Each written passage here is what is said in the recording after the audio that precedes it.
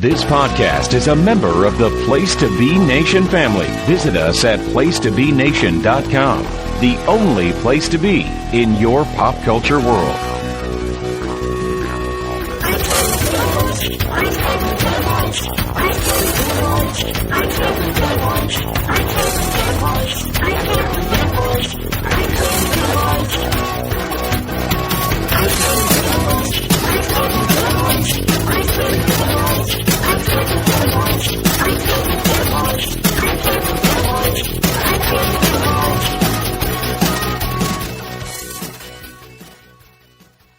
Hello, Wall. Hello, Place to Be Nation. Hello. We are the Hard-Traveling Fanboys. And as you can probably tell, we are coming to you live this week from the I-Shaped Studios. Oh, man. In a different wing of Ho Ho Loon Plaza in Vancouver, British Columbia, Canada. We are the Hard-Traveling Fanboys. I am Greg Phillips. He is Nick Duke. We're currently dealing with a Trojan situation, but that's neither here nor there. And we're not talking about your Troy Trojans, the hottest football program outside of the Power 5 in college football. Oh, yeah, no, we're not talking about the esteemed Troy Trojans from Troy, New York. We've been to Deimos.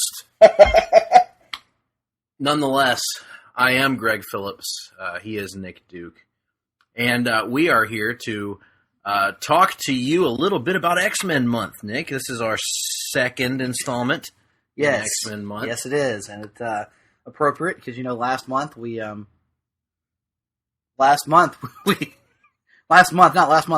week we brought you a very special countdown of our top, our full ranking of the Fox X-Men films, 1 to 11. And I guess it's time to update those rankings because the latest and final installment in the X universe over at Fox. Except for possibly New Mutants. Yeah, but will that count? I mean, because, the reshoot, I don't know. Anyway, the point is, I don't think we're going to re-rank them if New Mutants does wind up coming out. So, final installment of the Fox X-verse for now, at least, as Dark Phoenix has hit the box office. It is now showing, for the time being anyway, at your local multiplex. So, run out and catch it if you dare. And you may not be able to catch it for very long. Yes. Because it does not appear, as of this recording, which is done on the Saturday of opening weekend, it does not appear to be doing what I've been told is called good business. Yeah, so apparently a month ago, 2 months ago, it was projecting somewhere in the $60 to $70 million range, which is would have been a fairly an average-sized opening for a superhero film with this kind of budget. Mm-hmm. And in recent weeks, those projections have kind of trended downward.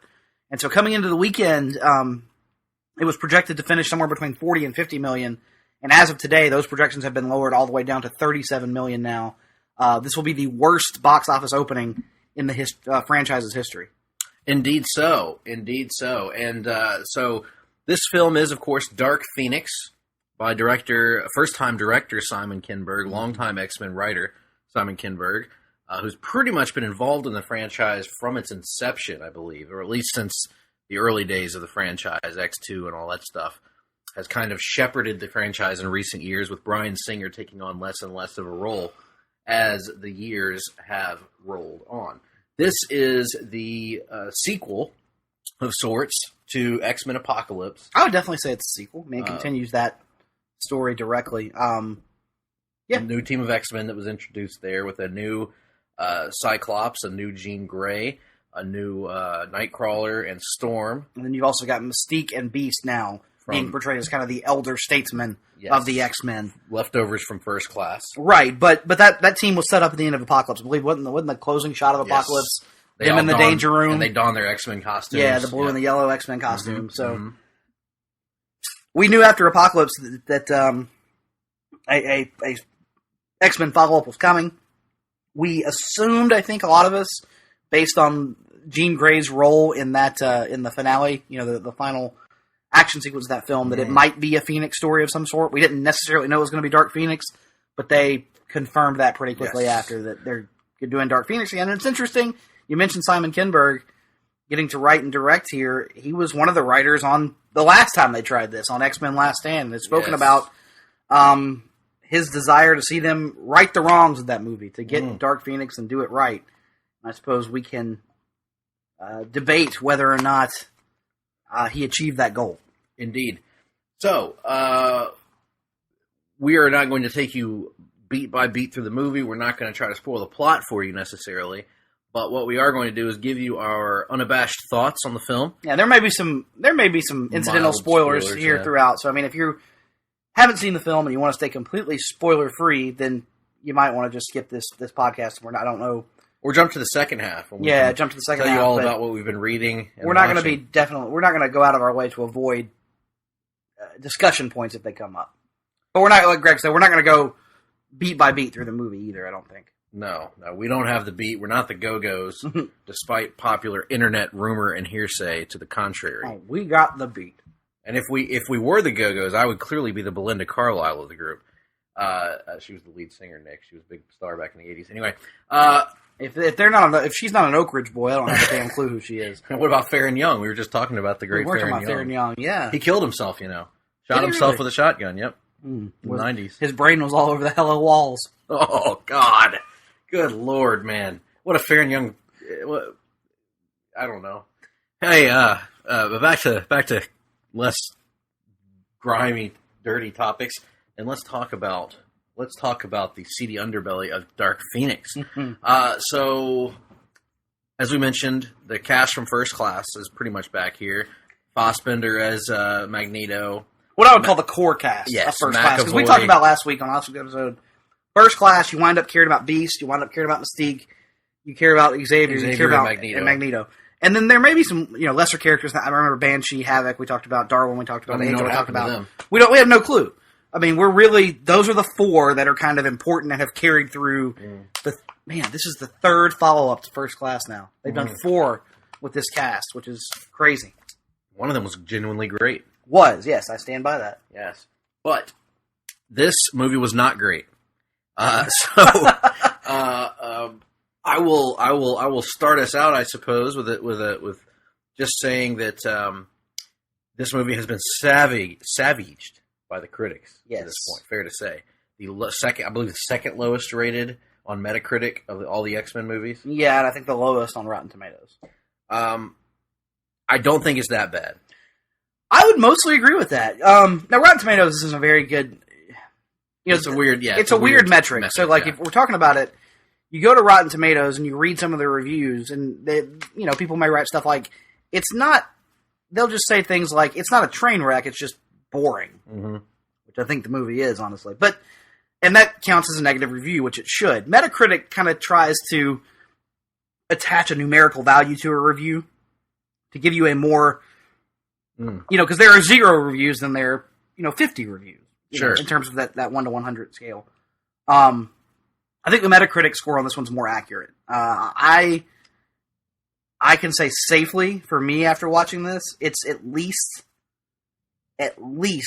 in the bottom 3. Well, and we'll discuss next week, I think, whether or not it's a bottom 2.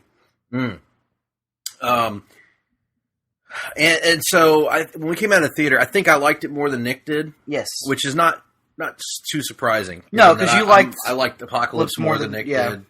But I like Days of Future Past more than you did. True. So that's... And I probably liked First Class a little bit more, though we're pretty close on that one. Yeah. We've generally been pretty close on most of the X-Men movies in general. I think you're higher on Origins than I am. Yeah, no, you tried to defend it. Yeah, but you've had a lot more defense of it, sure, in your time than I have. There are things that I like in it, yeah. There are things in all of these movies that I like. I would agree with that, yeah. They've not made one that had nothing in it that I liked at all. And I think that continues here. I think there are enough things... I won't say enough things. You can watch this movie and you will find something that you will like in it. Now, does it all hold together for a greater narrative? Does it all serve a larger purpose? Not really. Does it have what the French call a certain... I don't know what? I don't know. So where should we start here? Well, I guess we can't do the direct comparison until next week. Yeah, we're going to directly... So next week we're going to be rewatching Last Stand for Off the Page. And kind of... We'll be able to have more of a one-to-one comparison. We're going to settle that debate. Simon Kinberg said, hey, we want want to fix what we did wrong on Last Stand, and we can kind of tell you. We'll give you more of an informed opinion on that next week. So, right out of the gates, one of the things that felt like it didn't get fixed, that felt like it was a common mistake in the series, was the inability, for whatever reason, to truly balance the ensemble cast. Yeah, I would agree with that. It's something that we've marveled at. No pun intended. Okay, a lot of pun intended in the MCU. Right. And it's something that the X-Men movies have largely struggled with. Usually, there's 1, 2, maybe 3 interesting characters that you really focus in on, and the rest of the cast is kind of underserved. Right. And that, to me, proves out to be the case here again. This is less an X-Men movie than it is a Jean Grey movie. Which, there are some defenses to be made of that particular approach. But I think the problem is, you go back to 2005 and you watch Last Stand, and they fail in the ensemble aspect of it, and you kind of go, all right, whatever. Because a true superhero ensemble in 2005 didn't exist. We didn't have one yet. We didn't know how you could possibly do it. Really. And now we kind of we've seen how it can be done and done to great effect. Mm-hmm. And you always hesitate to just say everybody should follow the Marvel formula and make their movies just like the MCU. But it is a proof case for you can do a superhero ensemble movie and make sure everybody gets a moment. And I would argue in this film you don't get that. No, I think there are several characters that do get moments, but there are some that get few to none. And some of them are the same characters that have been underserved since the outset of the X-Men universe. Cyclops, Storm. Storm. These are characters who have historically been underserved in these movies. And that kind of proves to be the case here, too. Because really, whereas you would think that a Dark Phoenix adaptation would kind of focus on Jean, number one, and her relationships with Scott and Xavier and the rest of the team in that order. Mm-hmm. In this movie, it's really Jean and her relationship with Xavier. The entire time, yeah. We get some stuff with her and Scott, and he certainly plays a role in the movie. But he doesn't really play a role other than concerned boyfriend, though. Yeah, he's angry and he's upset, which is fine. That's his role in the story, honestly. But okay, go ahead. And leader of the X-Men, obviously, which he's not here. No, Mystique is right. But the interesting thing is that Nick pointed this out also when we left the theater, that there isn't. It's hard to do the Dark Phoenix if you haven't built to it, if you haven't earned it and grown attached to these characters. We just got introduced to Scott and Jean in this iteration in X-Men Apocalypse, where they were not the centerpiece characters. I thought they were. If you go back and listen to our review of X-Men Apocalypse, or read our review of whatever we did with it. I think we did a podcast. Yeah, I think we did too. And if you listen to that, I was very high on the new Jean Grey, Sophie Turner, and the new Cyclops, that guy. Ty Sheridan.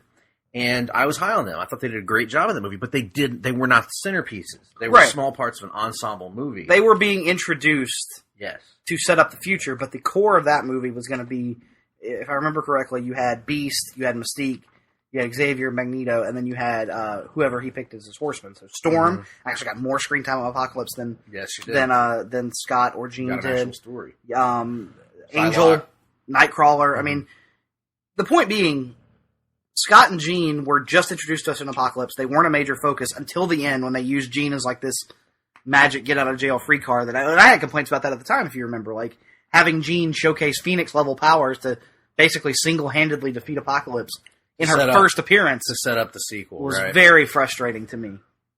They did not... Dark Phoenix is a story that they need to work towards. They need to earn. And they need to spend years building... The reason it works in the comics is because you've grown attached to Jean Grey. You've grown attached to Scott Summers and their love story, their connection to one another. And also, correct me if I'm wrong, because I'm far from an X-Men expert, but isn't part of the Dark Phoenix story is, I think Tim pointed this out in the chat earlier, not only have you gotten attached to Jean Grey, you've had to feel for her as she has come to deal with this massive change, as she becomes Phoenix. And then you think she has it all together, and that's when it all falls apart. And so, like, it always seems like they skip the Phoenix part of this in the movies and go straight to the Dark Phoenix stuff. Yes. And I'm wondering if that isn't part of the problem. Absolutely. That Phoenix segment is integral in some regards. It is. And the manipulation aspect is always kind of poorly done in these movies, both in Last Stand and in this one. So in Last Stand, you have Magneto kind of serving as the master manipulator. Which never really made a lot of sense. No, never really made a lot of sense. And here you have a character called Vuk.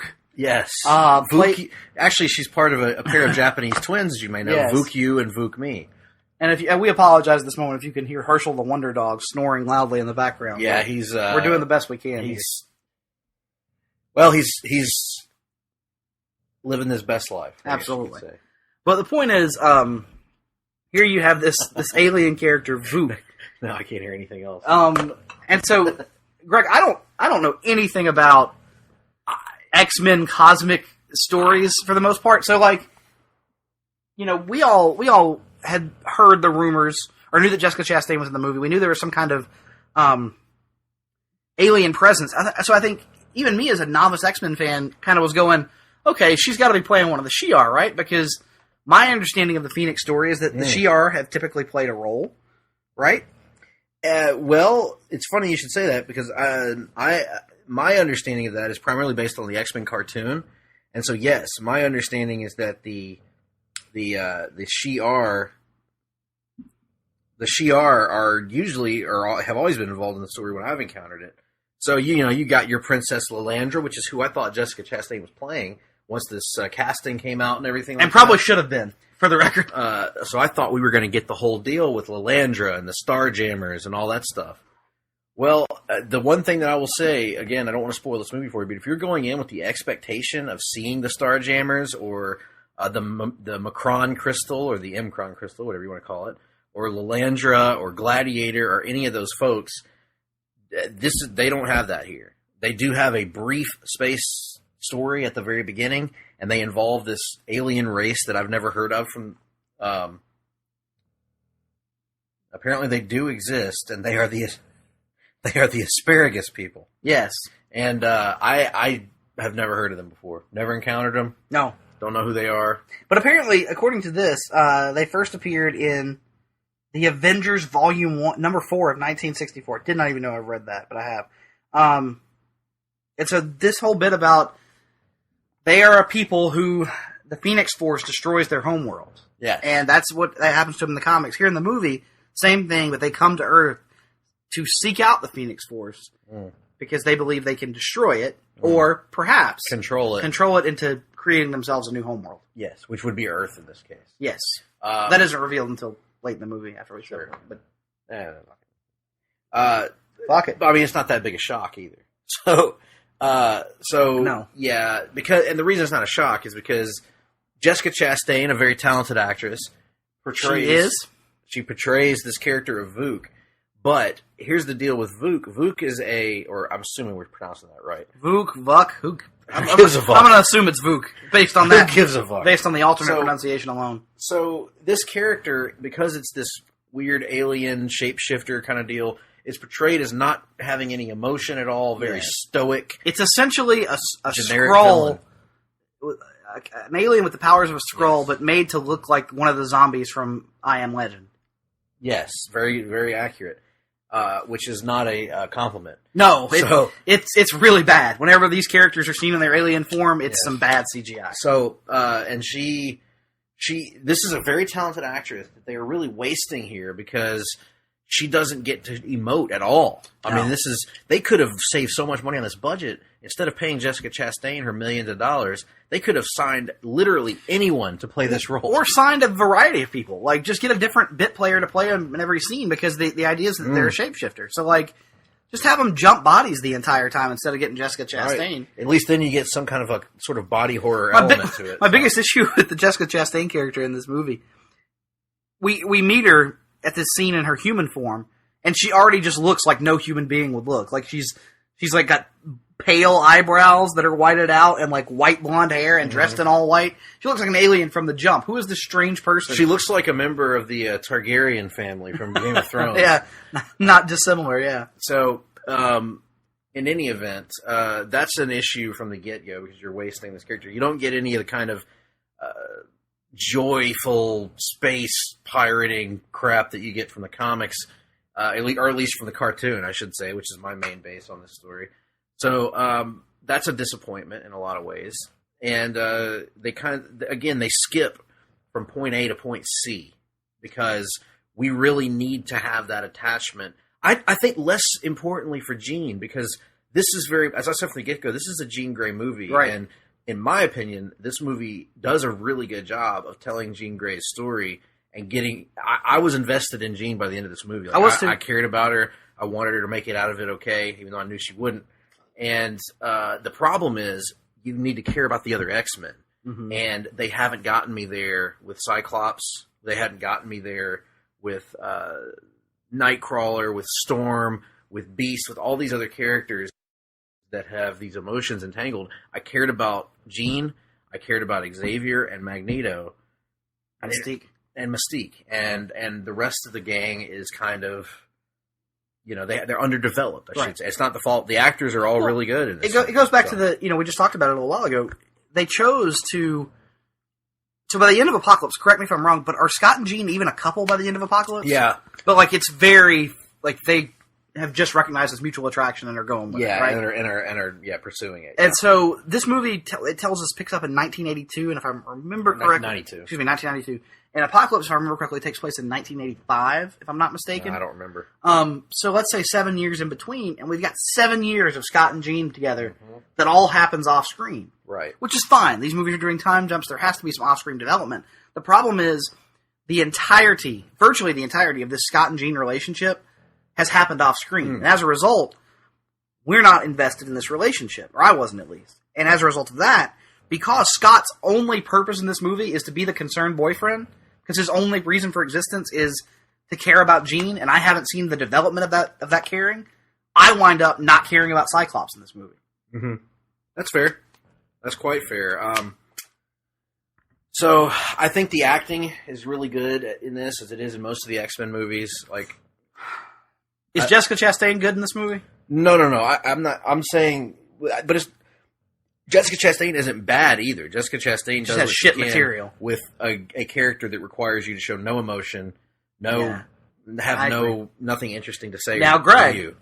Some people would say the same could be said for January Jones as Emma Frost. Oh God, in X-Men First Class. Some people. There's a different, even in this, there's a difference in Jessica Chastain and January Jones. One of them knows what the hell she's doing on the screen. Mm-hmm. The other one is a black hole of charisma.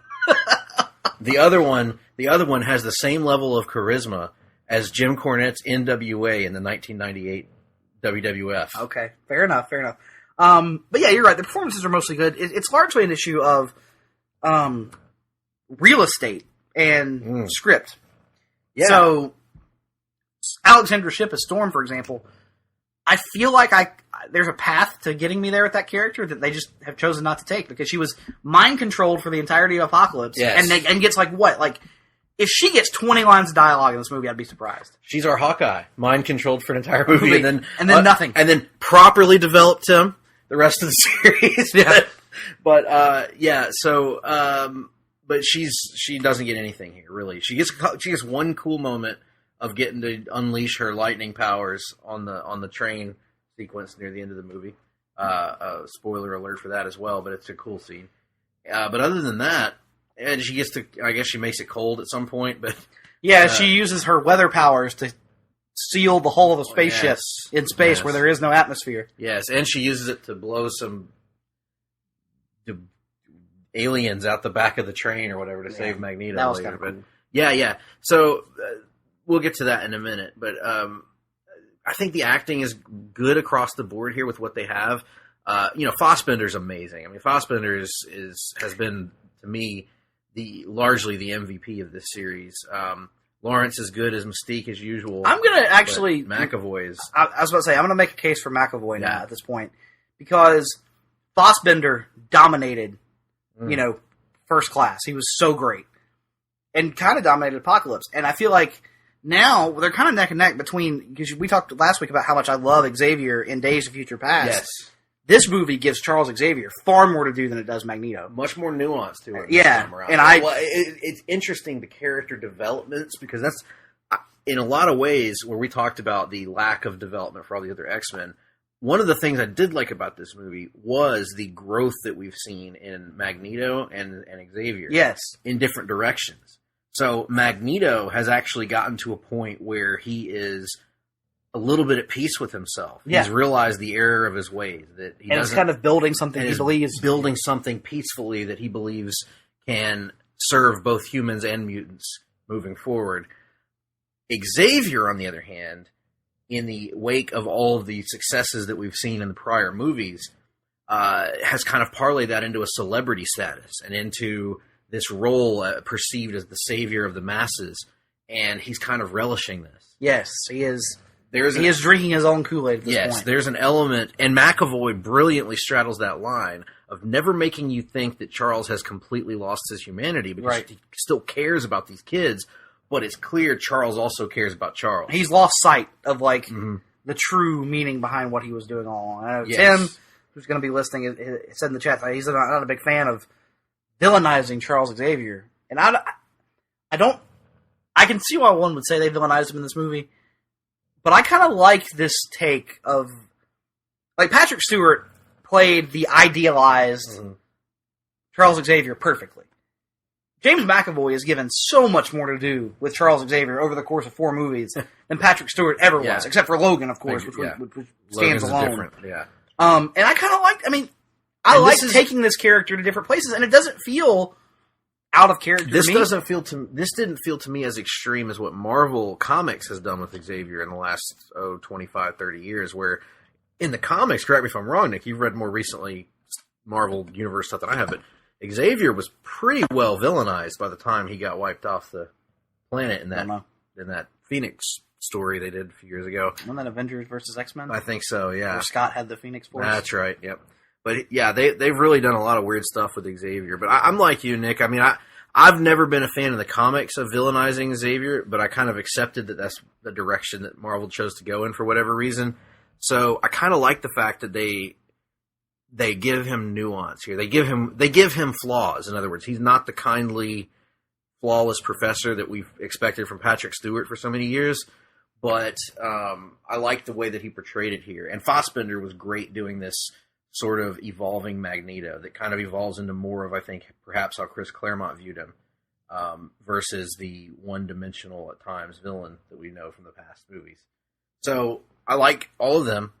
Jean, I thought, was played by Sophie Turner. And I know, Nick, you said you thought her performance was a little up and down in the movie. I liked Turner in this one. I haven't seen her in much else. But I think the problem is largely, again, to go back to the material. The performances, like we've said, are mostly good. But there are times where there's only so much they can do with it. Because I think this really does have one of the worst scripts of any X-Men movie. Ultra obvious lines, kind of eye-rolly stuff at various points in the movie. Sophie Turner having to say the line, "No, my emotions make me strong," as like the big climactic thing. Like just stuff like that where I felt like McAvoy or Fassbender could take lines that weren't that great and kind of elevate them, and I didn't think she quite did that. The stuff that was better written for her, she was great. I'm not criticizing her performance at all, though. I thought she was pretty good. Well, the one of the other aspects, talking about the script, I think there are scenes that are incredibly well written here, and I think there are scenes that are incredibly badly written here. Yes. And in particular, because I have to be fair here, because I called out Captain Marvel for this, the attempts at humor in this movie largely missed with me. Were there any? No, there were lines I think that were supposed to be funny. I didn't even realize that. There were Nightcrawler. This is probably the most humorless X-Men film. I would 100% agree with that. It is. I hesitate to use the stupid line joyless, because it's a dumb thing that doesn't mean anything. But I think it is certainly a humorless film. But I think there are lines that are intended to be funny that just aren't. I think the only guy that succeeds at that in the entire movie is Quicksilver, who's painfully underutilized in this. We didn't even talk about him at the beginning of the show. God almighty. Evan Peters, whose Quicksilver was one of the stars of Days of Future Past. had less to do in X-Men Apocalypse. No, he had more to do in Apocalypse because he was part of the team. Oh, that's right. But it has much less to do. And by the end of Apocalypse, they're giving you that promise of he's going to be a featured member of the X-Men going forward. Not the case. No pickup of the thread with him and Magneto from Apocalypse either, which they made a thing. God. So there's no pickup of that. He only gets stuff to do in the opening scene of the movie, the space bit. He's great. And then he gets one of the few funny bits in the movie where he's kind of taking credit for the entire mission, essentially. Right. So yeah, and I, he had that one good bit and is underutilized the rest of the entire movie. But yeah, other than that, the attempts at humor are so flat. They're jokes that aren't jokes, and they're one-liners that are supposed to be funny. They're not. And Nightcrawler was pretty good in terms of the humor. Yeah. There's somebody asked him a question at some point. Oh yeah, I don't even remember what the question was. He just goes, "No." Yeah, are you okay? Yeah, it's Xavier. He goes, "Kurt, are you okay?" No. Yeah, but so it's the most humorless X-Men movie for sure to this point. And I wouldn't have a problem with that. To some of the other ones. I wouldn't have a problem with that if the drama they were trying to build was effective. If there were something else in the story to take its place.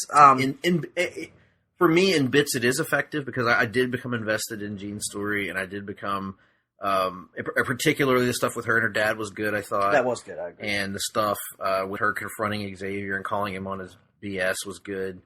But the general outline of this movie is not the problem. I think the script is the problem. I think the pacing is definitely the problem. Yeah. That's one thing I told Greg after we saw it. I've seen Avengers Endgame 4 or 5 times at 3-hour runtime, plus credits. Never felt a single second of that movie. That's the one area where I think you can tell the difference from Bryan Singer to Simon Kinberg. Now, Singer's been dealing with his own issues in recent years, but both directorially and otherwise. But I think Apocalypse was a slow-moving Bryan Singer movie. But we saw with his X-Men movies, in particular, Days of Future Past, X2, X-Men, he knows how to cut a pace in his movies. He knows how to cut a pace, knows how to make the movie roll along, in a way that the audience doesn't feel the length of it so much, or the girth for that matter. And in this one, yeah, you're right. The pacing, because it's only 2 hours and 10 minutes. It's not a long movie at all, right? But you feel it. Yeah, and that's kind of an intuitive thing, and I think that's because Kinberg has never directed a film to this point. And he also was he comes from a writing background, yes. So I think probably he kind of fell in love with his own shit, so to speak. Yes. Well, the indication, and we know this because we're writers. The indication of a writer is you want to focus more on the writing side of it, the more the dialogue, the character bits. And again, that's not an approach that I'm opposed to in a superhero movie, particularly one that needs to be, I would argue, as psychologically driven as something like the Dark Phoenix needs to be. The problem is, I think what it all comes back to me, and I told you this at the theater as soon as we got out, the best way for me to describe this movie is presumptuous. It presumes that I care about these characters to a degree that I would argue the films that have preceded it have not earned in respect to these versions of the characters. And the characters that it's focusing on. Right. If it was focused on Magneto and Xavier or whatever, like the rest of them have been, maybe, because we've grown accustomed to them. But this would be the equivalent of an Avengers movie coming out and asking us to buy Maria Hill as the main... Right, as the main character. Yeah, and care about all the plight that she goes through in the course of the movie. Exactly. So it's pacing, kind of the the presumptuousness of it, I don't really know another way to put it, I think is an issue. And just... Again, I'm all for psychologically driven, more slower-paced superhero movies. I mean, God, The Dark Knight, I would argue, is one of the more psychologically driven superhero movies, but it's interesting throughout. You don't feel that. And unfortunately... The Dark Knight is a movie, when you watch for the first time, it's unpredictable. Right. There's nothing in Dark Phoenix that's unpredictable. No, you know where everything is going pretty much the entire time. And part of that is due to the marketing of the film. Although there was one thing that I didn't see coming. And the mild spoiler here, they never name it in the movie. I had no clue the Genosha thing was coming. Yeah, that was well done. That was well done. So another issue that this movie has is I'm higher on Apocalypse than many. What I liked about Apocalypse, one of the things, is that even the bit players, the horsemen, the other acolytes of Apocalypse, they get names in the movie. So in this movie, Magneto has these prominent hench people that help him out. This guy with long dreadlocks. Male Bianca Belair is what I call Male Bianca Belair. And this chick that we learn can read minds or control minds and also has daggers for some reason. I don't know who they are, but they're in the movie, and at least as far as I remember, I could be totally off, but Nick was in the same boat as me, I think. I don't remember them ever getting named. No, they weren't. Jessica Chastain's character is only named once. Right. So if you don't catch that name, Vuk... And it's named in... Luckily, it's in subtitles. That helped me lock it in, but my lord. Yeah, so at no point does Magneto refer to any of them by name, which is a violation of the old Larry Hama rule from comics, where you always name the characters, and for the first-time viewers. So that was a failure of the script, because these characters that have some pretty important scenes in the movie, because these are not just a one and done. That hair guy is in one of the biggest action scenes in the film, fighting Storm. And I don't know their names. I don't know anything about them. I don't know their background. I don't know why they're blindly following Magneto. I don't know anything to do with them. So that's another failure of the film. Now, one of the areas where I think Nick and I disagree on the film, I was very high on the action scenes. I was impressed with, for a first-time director, that these action scenes are pretty spectacular to me. Yes, the the hangar for the jet has that overly shiny episode 3 level sheen on all the green screen stuff when they're in the X hangar. But other than that, and Charlie Sheen is superimposed on the side of it for some reason. I think the Phoenix effects are mostly very well done. Honestly, the worst Phoenix effect is probably the one near the beginning, at the very beginning of the film, when they go to that Hollywood superhero trope of, if there's a great galactic force out there, we must portray it as a giant swirling doo-doo cloud. Yes. Although this was a red doo-doo cloud. So it had red and gray at the beginning. Where it was which is a dangerous combination. Of doo-doo cloud. My digestive doctor has told me that. But luckily, that they changed the color scheme of that throughout the movie, and I was worried that it was going to keep that same red and very dark hue, but they changed it to more of that purples and yellows. And I was really, I'm hard to impress with action scenes, but I thought the action scenes were really good in here, particularly the Genosha scene where the military comes and you get Magneto fighting against a turd to try to hold the plane together, or the helicopter together, and competing against Phoenix's powers. They both look like they're taking a dump, which is funny. But any of the Magneto scenes I'm such a mark for that effect they do, where he just clenches his fist and squeezes all this metal onto somebody and crushes them with it. I thought Phoenix's effects look good. The Nightcrawler effects are amazing. All of the teleportation stuff with Nightcrawler is spectacular. And he actually gets a few moments in this movie near the end to cut loose from an action standpoint. So that's one thing I will say. Everybody got something to do from an action standpoint in this movie. They all got chances to use their abilities. Okay, so, not to interrupt, but the two characters we were talking about, the female with the blades is apparently Selene, created by Chris Claremont and Sal Buscema in New Mutants 9. The other one is a totally original character listed as Ariki. Now, you've got one of the deepest... I'm getting halfway hot about this, Nick. You got one of the deepest franchises in terms of original characters in all of Marvel Comics. And you got to resort to creating original people to be mutants for you? Come on now. Apparently, according to this article from Den of Geek, they were going to have him as Red Lotus during the making of the movie, but then changed his name prior to release because he was never named in the movie, because apparently he had no real similarities to the character of Red Lotus. So they just made him his own thing. And he has the lamest mutant power of all time, by the way. He just hits people with his hair. Yes. And not even the hair can shoot out by itself. Right. He has to swing it with his hand. Right. And he doesn't even do a 450 splash. No, it's brutal. No, it's not good. He's the lame-est. Yes. I see what you did there. So anyway, but the action scenes I think are really good. The best sequence to me is clearly the train fight at the end, to me. I disagree. Really? I think the opening sequence is in terms of action sequences, is the best. Yeah, because Quicksilver, first of all, which we didn't get, literally, no other Quicksilver action sequences in the rest of the film, except for one brief moment when they have the showdown with Jean at her father's house. Right. 2, the best Nightcrawler stuff in the film. Coffee maker, don't worry about it. Right. The Nightcrawler sequence where he's jumping in and out of the ship, and then when he goes and gets Jean out of space, thought that was really cool. Yeah. The train sequence, I'm gonna be honest, did nothing for me, really. Really? Outside of the cool moment near the end, with Magneto having all the guns. All the guns. That was cool.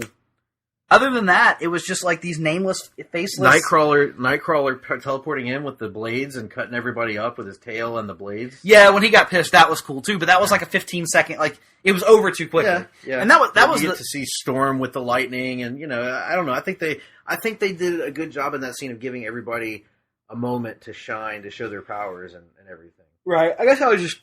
By that point in the film, I had felt it. Like, I was over it. Like, I was kind of... I had to pee, really. Yeah, I was ready to be done. Like, I was like, I already know where this is going. She's going to take the power back from Vuk. She's probably going to disintegrate.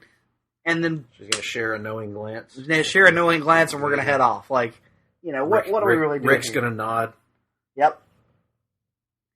So, yeah, I don't know. It just... I think I was just bored with it by that point. Bored... And not frustrated, really, but just...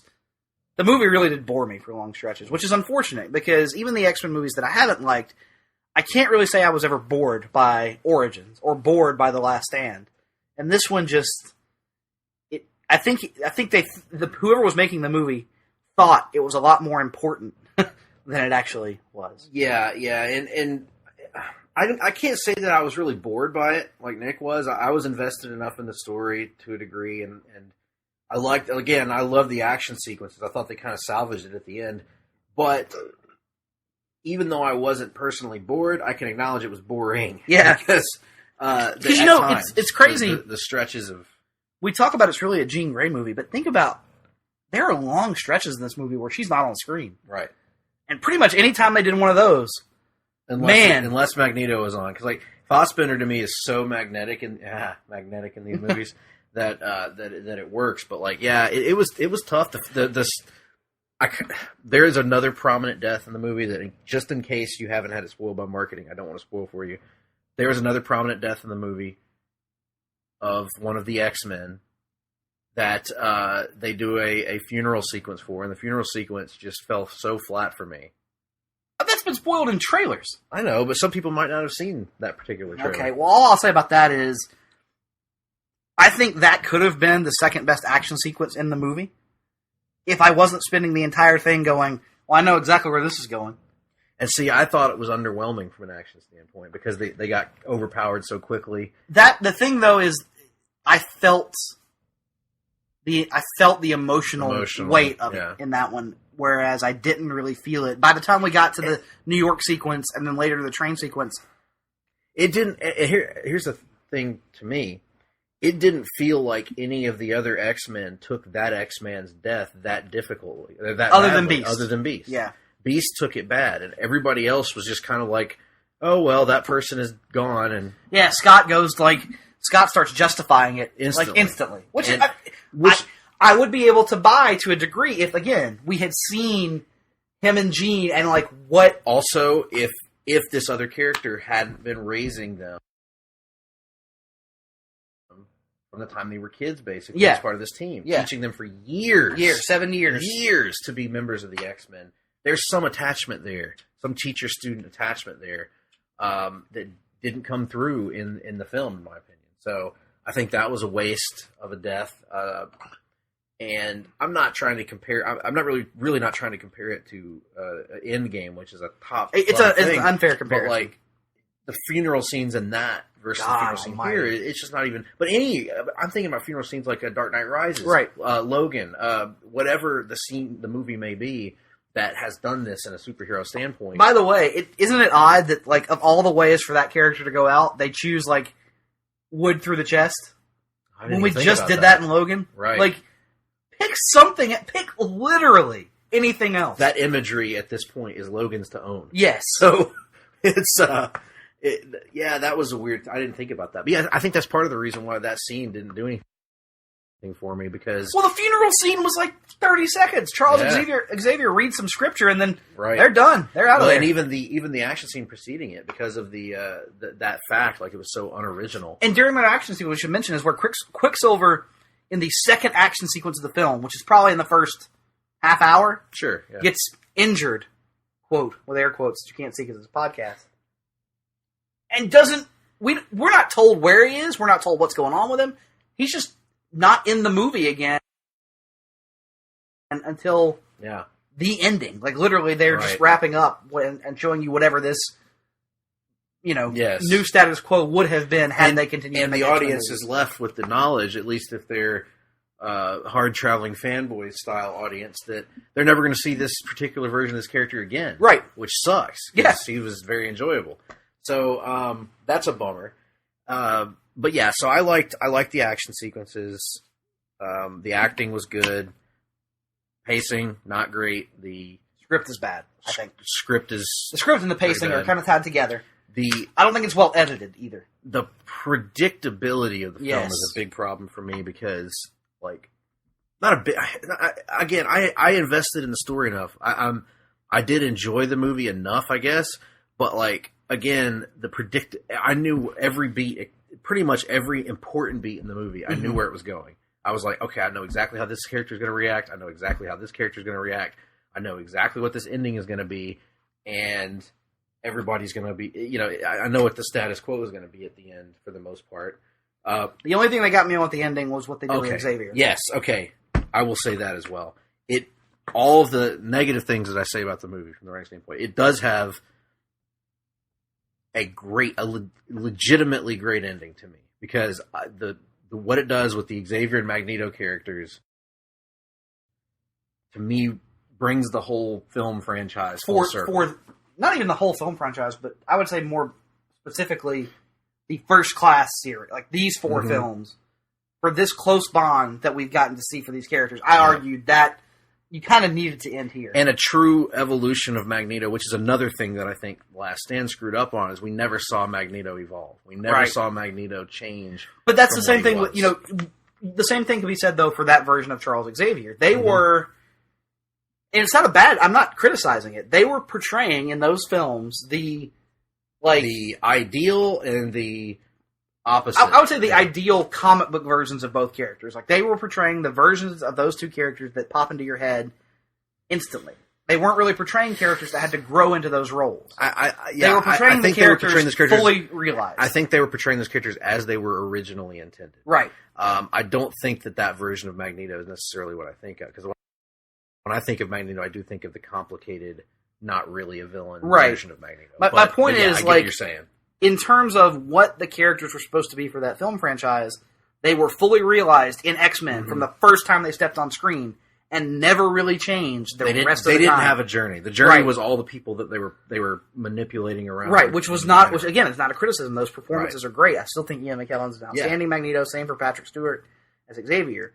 These four films, however, have been preoccupied with developing these two characters. And I would argue, for the journey they've been on for four films now, I like ending it here with these two characters more than I would have. Yeah. And now they go off and create the X-Men and the Brotherhood and are at war for the rest of their lives. Right. Exactly. Totally agree.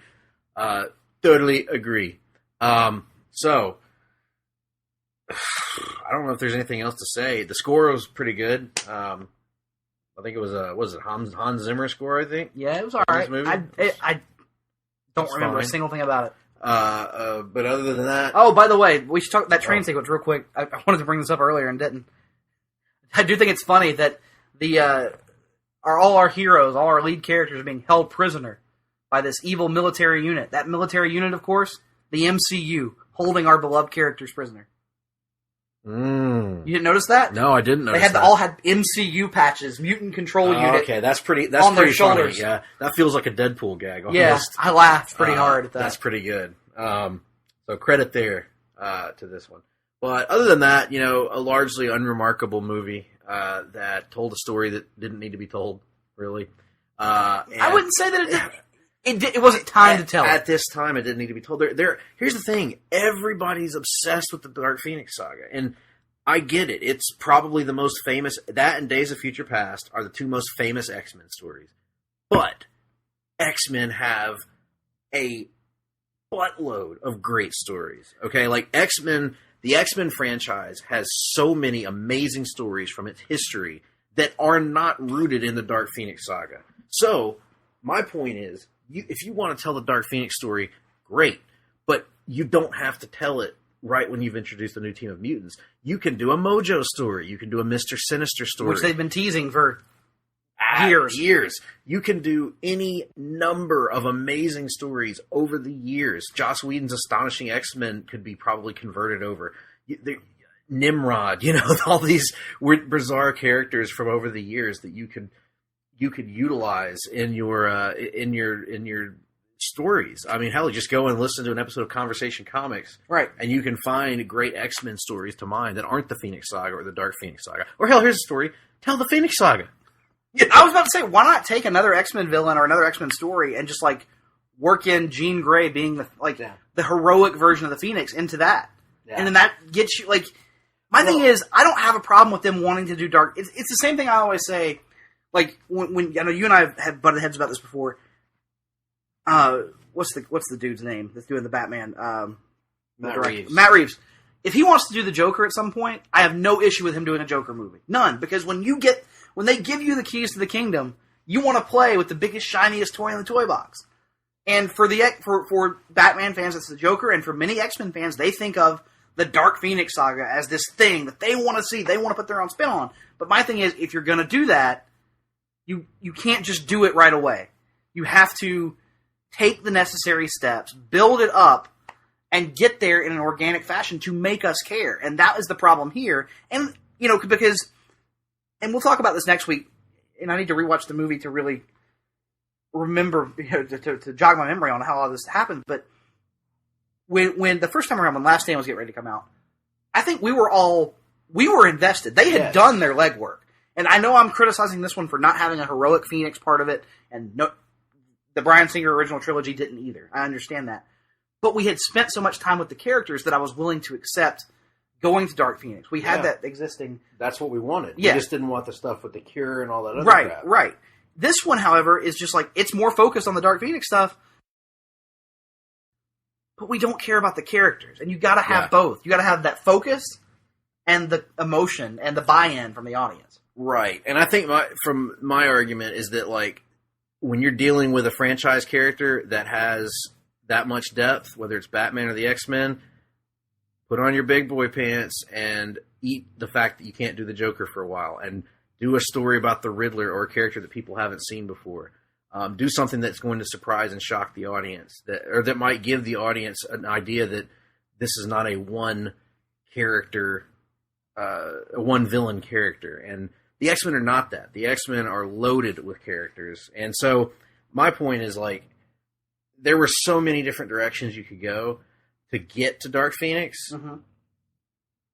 You didn't need to get to it two movies in. I think we're agreeing on that standpoint. Yeah. I think you sound less enthusiastic in general about even getting to Dark Phoenix. No. I think it's a story you can tell over time because it was butchered so badly last so now that time. But yeah, I think we would agree. We've the degree of the misfire will settle next week.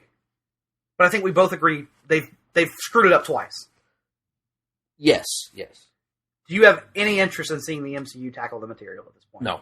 None. No. Let me, again, I'm saying that definitively in a non-definitive manner because I don't want them to come out of the gates. I didn't say out of the gates. I said, do you have... It depends because what Marvel franchise, the farthest we've gotten in any Marvel franchise is 3 movies, right? Avengers with 4. Yeah. Avengers with 4. Do I want to see the Dark Phoenix as one of the first 4 X-Men movies? No. Absolutely not. I'm not interested in it anymore. Even if it was the 4th X-Men movie? No. Nope. And see, I differ on that. I would rather... I can name you right now X-Men stories I'd rather see than the Phoenix Saga. Even if it was done well? Because, it almost assuredly would be. Yeah. Yeah, because it's old hat. It's predictable. It's predictable at this point. I know how... Everybody and their mother knows how it ends now. So I'm not interested in it. There's nothing you can do to it to really... The only thing you can do to mix it up is, maybe you have, instead of Cyclops seeing her die, maybe it's Wolverine, or maybe it's Beast, or maybe it's somebody else. It's just, there's nothing about that story that can surprise me. They've beaten it to death in the comics. Yeah. They've done the Phoenix Saga over and over again. 400 times now. Yeah, that's true. I'm done with it. I don't need it anymore. Because you kind of look at the Spider-Man franchise saying, well, you don't want Osborn. I don't want Osborn. But what I do want is, I'll tell you what, if they were going to redo a character in the MCU, I'd rather than redo Apocalypse, do an Age of Apocalypse movie.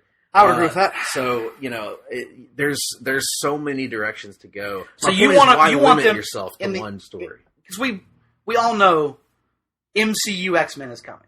Yes. What form that takes and what the approach is, but you want them to basically take the Spider-Man route where, since Spider-Man is coming to the MCU, 2 movies now, 0 villains that were adapted previously. Yes. Preferably. Unless they redo Apocalypse. I'd be fine with that. But, like, I don't want Magneto. I know 2 things.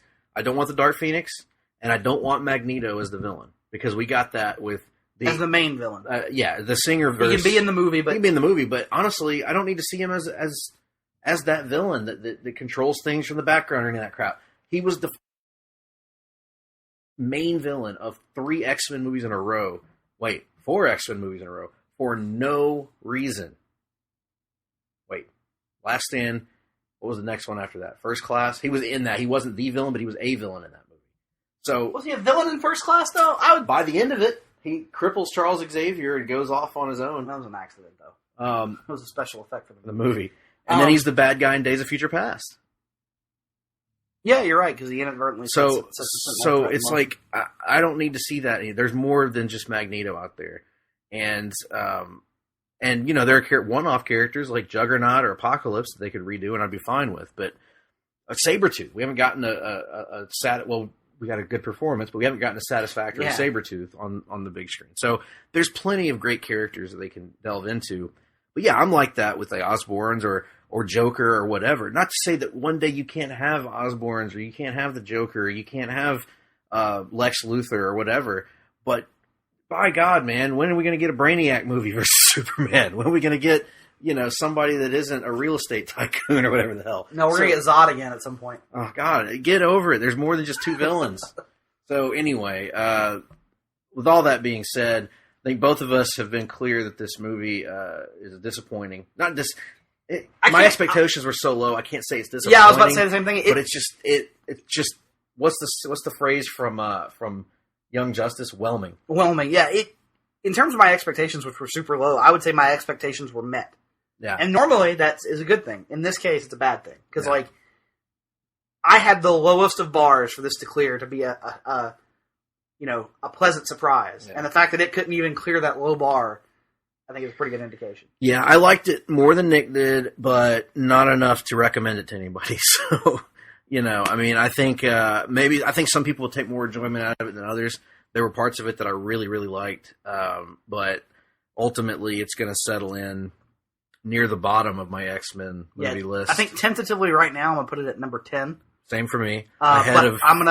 We'll have a chance to revisit that next week. First Class. Right now, I've got it clearly ahead of X-Men Origins and ahead of The Last Stand. Right, me as well. There's no way I'm going to drop it below Origins. I don't imagine I will elevate it above First Class. I think I like First Class more than this one.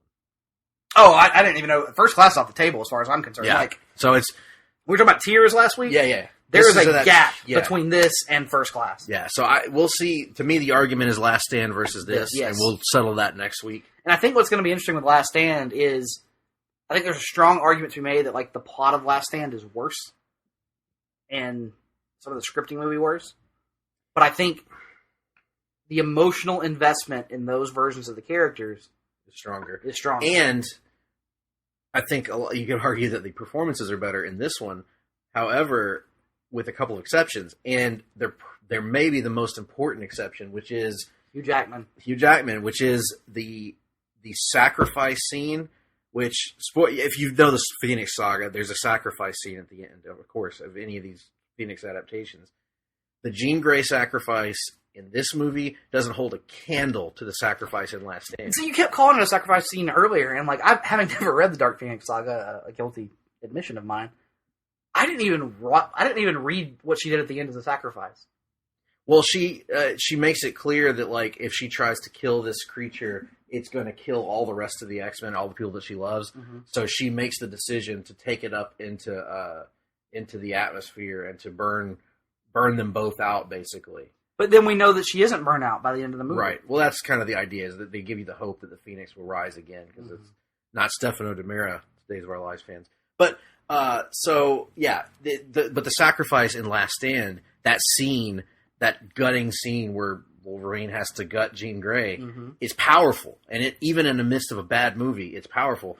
And it's one that and maybe works because of the performances. This scene, I felt nothing when she died at the end, which is bad because she did a good job. And also for Last Stand, maybe I'm misremembering, but like we can debate whether or not the subplot should have been in the movie. But I remember really feeling for Rogue in like the Cure subplot of like, here's this character who all she wants is like a genuine human connection with somebody, and she can't have it because of her powers. Right. And so like, you know, I feel like there are going to be more characters in Last Stand that I want to caring about. Yeah, they had time to build up one story arc, not 3 different timelines or something like that. And so, you know, there was just more to it, and in that regard.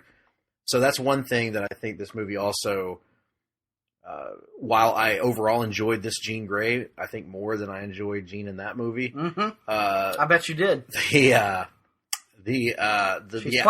playing 12 going on 13 in the first season of Game of Thrones, for the record, Greg. I don't need to watch the first. I can watch the last season of Game of Thrones. You should watch all seasons of Game of Thrones. The culmination of this movie certainly leaves something to be desired. And also kind of made me, I don't know if you felt this way, you probably didn't, but I kind of felt this in Apocalypse as well. I really did miss Hugh Jackman's presence in both of these last 2 He was in Apocalypse, movies. Though. Only briefly. True. He shows up as a Weapon X scene. But I missed his presence in these movies. He adds a lot. He does, but I think the character of Wolverine in general does. And it's going to be tricky going forward because does the MCU try to introduce the X-Men without Wolverine? Out of the gates or at all? Out of the gates, at least. Yeah, I don't know out of the gates. It's tough to say. Did they go with the original class of X-Men, Angel and Beast and the rest of them? Please no. No, please no. I tell you what, I got an idea. For me personally, as something of a novice fan, just give me the animated series lineup. Like exactly the animated series lineup. I got an idea. Introduce Wolverine the way he was in the comics as a foil for the Hulk. That would be interesting. Of course, it's kind of hard to do that now with the status of the Hulk in the MCU that he is now. Right. Maybe they can undo that at some point. But anyway, with all that being said, let's wrap this first half up. If you guys have seen the movie and you have any thoughts on it, please shoot us an email. Greg P. Or, hey, if you just read the spoilers for it and want to share thoughts, I mean, that's going around right now, so do that. Greg P. at placetobenation.com, Nick D. at placetobenation.com, Twitter, whatever, at gphillips8652. At Nick Duke 87. Yep. Probably going to change my my Twitter handle to at whooping Greg's ass in GM mode here pretty soon. Who's on top? Who's on top right now is you.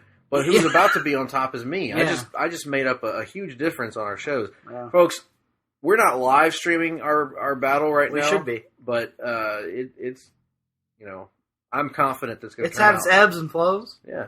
There are certainly names involved, like the Boogeyman, that you would not expect to be involved in a 2019 wrestling promotion. But Greg stabbing his childhood hero in the back and trading him to another brand. He lost the Loser Leaves Town match. I had no choice. I had to honor the stipulations of my show. Mm-hmm. And I traded him for the American Dream, Dusty Rhodes. So. Did. No one cares about this.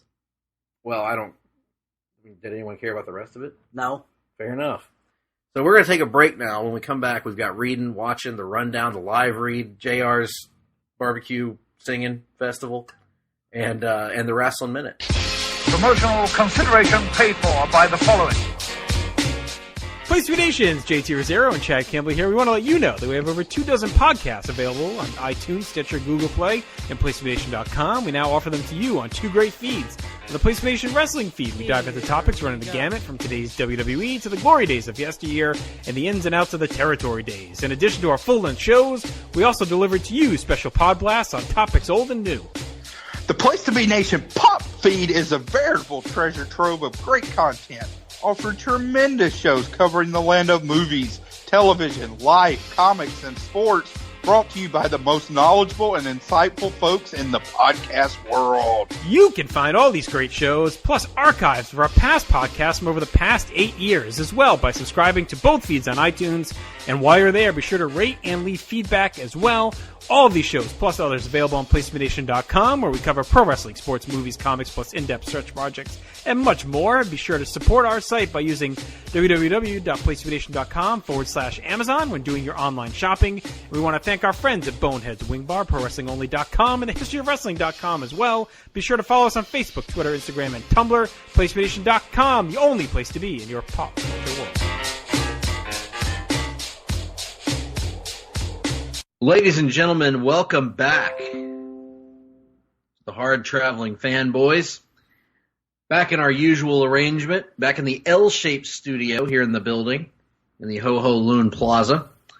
And I've got a couple of news items to talk about in a few minutes, but first, we want to tell you all about the busy week we've had right here at Place to Be Nation, Place to Be Nation Pop, and Place to Be Nation Wrestling. For starters, in the series finale of DC Post-Crisis Management, Russell Sellers and guest Todd Weber take a look at Heroes in Crisis and complete Russell's twisting and turning journey through the DC Universe crisis-level events. Then after that, Russell and Todd announce the debut of their brand new podcast, DC for You. In the first episode of this weekly show, the guys kick off celebrating the anniversaries of Batman and Batman 89 with none other than Walter Don Nicholas Brandenburg Duke. Nah. There he is. You can also catch our shows in the archives here as we recently kicked off X-Men Month with a ranking. I like X Month myself. That works too, X Month. What about Month? Man, that doesn't work as well. No. Anyway, we kick things off with a countdown of our entire X-Men movie rankings. Starting from 11 to 1, we rank all the X-Men movies before Dark Phoenix came out. So be sure to check that out. And of course, last month was Avengers Month. Lots of great material there. In the 28th episode of Songs with Friends, Steve and Kelly feature Bob Seger's Night Moves, a song that I know Nick is quite fond of, and one of my middle and high school anthems, Third Eye Blind's Ode to Meth, Semi-Charmed Life. The NBA team is back with Gone Fishin' Part 2, as Andrew and Adam go west, presumably to talk about my Utah Jazz, the only team that matters in the West. The second episode of PTBN E-Ticket Attraction finds host Jason Sherman and guests Andy Atherton, Neil Trauma, and Chad Campbell talking everything Epcot. Be sure to keep an eye on our social media feeds as the reboot of the greatest songs of the 80s tournament is starting soon. Sorry for that delay.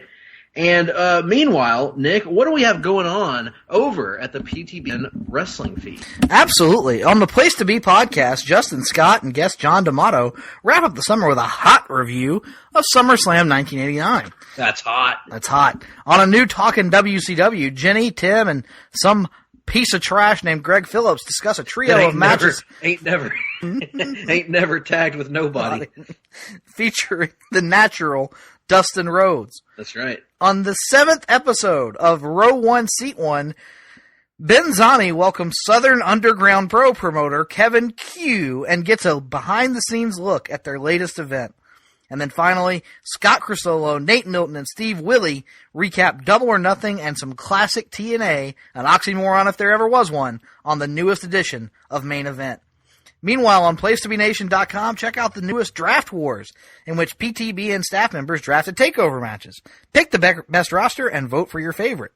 Also available on the site is the latest installment of PTBN's excellent WWE Network adventure with an in-depth look at Mid-South Wrestling from 5/26/84. Check out our social media pages and message board at bigelow34.proboards.com.net/gov. For more information on joining our GWWE, PPV, and TV Match Ever project, get in on the conversation today and start researching your list. That was masterfully done. I mean, just a walk through podcasting professionalism, if I ever heard it. Oh, we are nothing here at Place to Be Nation, if not a serious professional endeavor. That's right. Well, speaking of serious professional endeavors, Nick, I think it's time that we move on right past reading and watching, because we haven't read or watched a darn thing, have we? No, I don't believe we have, other than the aforementioned Dark Phoenix, which we talked about in the first half of the show. So, no reading and watching this week. And we're moving right on to the rundown. Our weekly look at the news and notes in the world of comics, the rundown. Oh, Charles, welcome to the rundown. And I wanted to start things off, Nick. I want to go off script a little bit here. This is not in the format, folks. Come to think of it, we didn't actually build a format for the rundown, so this ought to be interesting. Well, what I want to start off with, Nick, is some news that our good friend Russell Sellers just alerted me to in a group chat. Here we go. And that is that there is a This is a photo, Greg. This is an audio show. No. This is news. This was retweeted by none other than our beloved Kurt Busiek, one of our favorites here at Place to Be Nation Pop. This gentleman is a politician, John Oxendine, who ran for governor of Georgia in 2010. And he is most notable, not for being a politician, but for having basketball hair. What do I mean by basketball hair?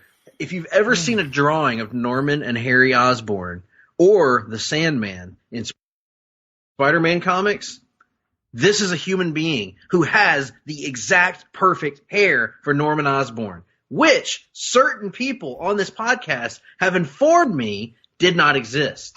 So I tell you, Hollywood, I challenge you, Marvel Studios, to find an actor that can portray Norman Osborn and to craft his hair to look like a basketball. Simple. Are you done? Maybe. Maybe I am, maybe I'm not. What business is it of yours? Can we move on? Well, I suppose if you really want to move on, I'd be fine talking about this for another 2 hours. What more is there to discuss? Well, I mean, the intricacies of the hair care products you'd have to put into it to work. What percentage of the budget of the third Spider-Man movie should be spent on Osborn's hair? I mean, there's a lot of nuances here. Mm-hmm. Do you go with a street level Spider-Man villain to reduce the need for special effects so that you can make the hair right? I'd argue yes. Eloquently stated. Well, we're just going to go in the order that we have these listed in our chat for these other items. We might we might not. I might call some audibles throughout, but we'll start there. Yeah, go ahead. You don't have the power to do that. I do have the power to do that. I have the power to ignore your audibles. We'll just start talking about two different things then. I call my own plays. Go ahead. Nick. DC Universe's Swamp Thing has been canceled. Mm-hmm. And this came out, of course, last week, Nick. We're a little bit behind the 8 ball on it, but them's the breaks. Just 6 days after it premiered on the streaming service DC Universe, Swamp Thing was canceled. A lot of rumors and innuendo out there on the internet about the reasons for the cancellation. Don't know what's true, don't know what's false. One thing that is clear is that the executives were not high on the show from the get-go. Also, there were some funding issues. It has a very large budget for a TV show, for a streaming service that isn't Netflix. So it had some uphill battles to fight, but nonetheless, this has really upset a lot of people, including the director, James Wan, who, according to his Twitter account, or Instagram account. Did he direct or produce? He produced it. Yeah. He is a director. Yes. Who produced Swamp Thing. He executive produced it, I should say. He said on Instagram, quote, "Don't really know or understand why Swamp Thing was canceled." He said he was really proud of the cast and crew's work on the show. This has upset a lot of people that enjoyed the pilot episode. It was getting mostly good reviews. and people were excited for it going forward and for it being more of a close adaptation of Alan Moore's legendary Swamp Thing run. But reports surfaced that higher-ups at Warner Media were not high on the show from the get-go, didn't get the concept. There were early reports that indicated there was some sort of tax rebate issue in North Carolina that those reports seem to have been debunked by a variety of sources at this point. Yeah, from what we can gather, and information is kind of slowly revealing itself on this matter, but right now it just looks like, for whatever reason, high ups at Warner or DC or AT&T or whoever just flat out didn't like the show for whatever reason. Right, and they were hoping to get it picked up by either HBO or the CW, both of which ended up passing on the show. So it's kind of dead. Plus, if the reported budget is true of $80 million, that's a lot of money to sink into a project that they don't have faith in for whatever reason. They didn't have faith in it. To me, it makes me wonder at this point if the executives that are running DC Comics, not DC Comics, the executives that are running Warner's DC wing are actually even aware of or fans of the products that they own. Like, do you honestly think that whoever these Warner Brothers executives are have ever actually read Alan Moore's? I haven't read Alan Moore's Swamp Thing, but I've read a lot of Swamp Thing appearances. I've read a lot of Alan Moore comics. I get the feeling that these guys probably haven't. So I would agree with that. That's definitely the feeling you get. But this is just the latest thing in DC over at DC that kind of has us concerned with the entire, I guess, corporate landscape over there. And I think our next item kind of ties right into that. Yeah, this one less so, though, because I think this is one of those stories where if you read the original story that it's based on, it isn't nearly as haunting as it's made to seem in this new. Yes, however, the one that we're using for the purpose of the story or this podcast, there have been others as well, including a more in-depth Hollywood Reporter one that did say that there are legitimate reconsiderations being made here. Well, the article that I'm reading from Deadline is that after the cancellation of Swamp Thing, it says, like every other initiative, DC Universe is being reevaluated following the completion of AT&T acquisition of Time Warner, as Warner Media has put an emphasis on the launch of its new streaming platform. There have been questions of how DC Universe fits into those plans. That doesn't necessarily mean that these questions, it doesn't say who's asking these questions. It doesn't mean if there are questions about its existence or just what role it will take on. Right. So it's really kind of a vaguely worded report, honestly, at this point. But yeah, I mean, we just don't know a lot about this situation right now vis-a-vis, and I'm clicking on this Hollywood Reporter story right now, Nick, to get some background on it. Yes, executives have yet to unveil how the DC Universe streaming platform will work with the planned AT&T WB streaming app. Let's see here. Despite promising reviews, insiders believe that they have done on their hands, and rather than pull the plug on the show and lose millions already invested with nothing to show for it, opted instead to complete work on the series and use it to bolster the library content on the DC Universe platform. So that's interesting. So they didn't even wait for outside reviews. The insiders in the studio, as the show was being developed, thought it was going to be a bust. Right. What a man! Is there a company that has less faith in its intellectual properties than Warner Brothers? Not many. Goodness not gracious. many that I can think of for sure. It's very frustrating. It's not like DC Comics has been around since basically the 1930s, right? No, not at all. Not the way they treat it and micromanage it right now, no.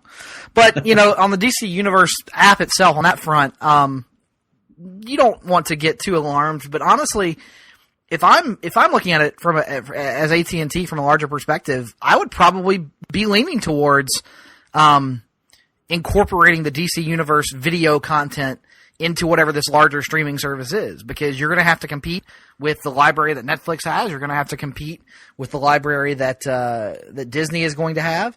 You want all your big guns there on this Warner streaming service. And I've said before, I would be perfectly fine if DC Universe became a comics-only platform. So long as our original content that we do want, such as Titans and Young Justice, still had a home over on the Warner service.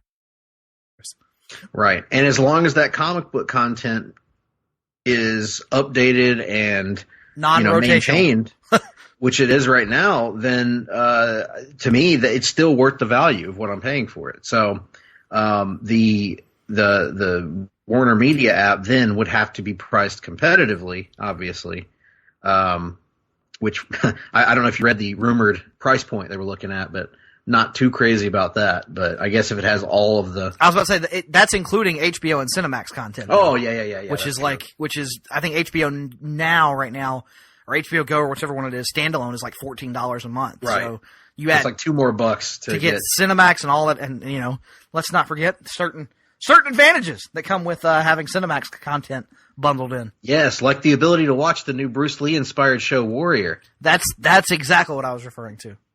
Absolutely. So sources say DCU's original scripted content could be folded into the Warner Media service, could remain exclusive to its own platform, or employ a windowing strategy between the two brands.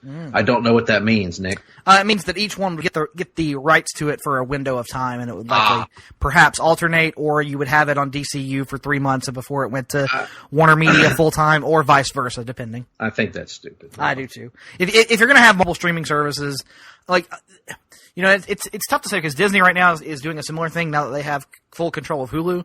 But there's a legitimate reason for that, in that one is going to host family-friendly content and one isn't.